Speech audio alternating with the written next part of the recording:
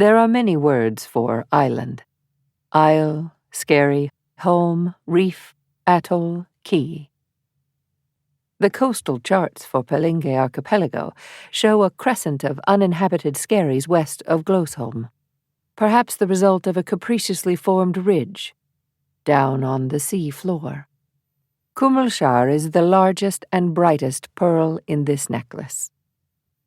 I was still very young when I decided I'd be the lighthouse keeper on Kummelshar. Granted, the only thing out there was a blinker beacon, but I was going to build something much bigger.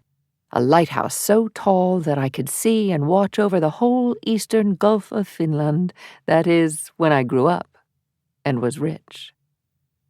Gradually my dream of the unattainable changed and became a game with the feasible, and eventually merely a stubborn, irritated refusal to give up, until finally the Fishing Association told me in so many words that I was going to distress the salmon.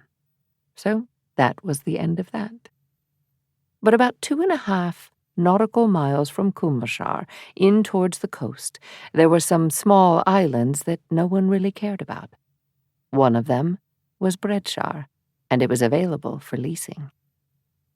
It's remarkable that such a huge, enduring disappointment can so quickly be forgotten, exchanged for a new infatuation, but so it was. All of us who moved to Bredshar came quickly to the conclusion that we had found paradise. We improved and impaired in high spirits. We had everything, albeit in miniature: a little forest with a woodland path, a little beach with a safe place for the boat, even a little marsh with some tufts of cotton grass.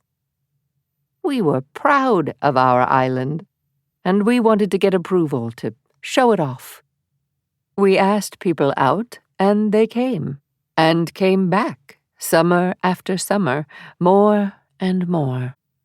Sometimes they brought a friend, and sometimes the loss of a friend, and they talked and talked about their yearning for the simple, the primitive, and most of all, their longing for solitude. Gradually, the island filled with people. Tooti and I began to think about moving farther out. We made a half-hearted try for Kummelshar, but this time they said we'd distress the cod. On beyond Kummelshar, there's Moospletten, Kjerringskreven, and Bissebal, somewhat inaccessible skerries where only fishermen and hunters ever go ashore, and the last one in the row was Klovharun. In other words, a skerry, a haru, cloven in two. That's where we wanted to build.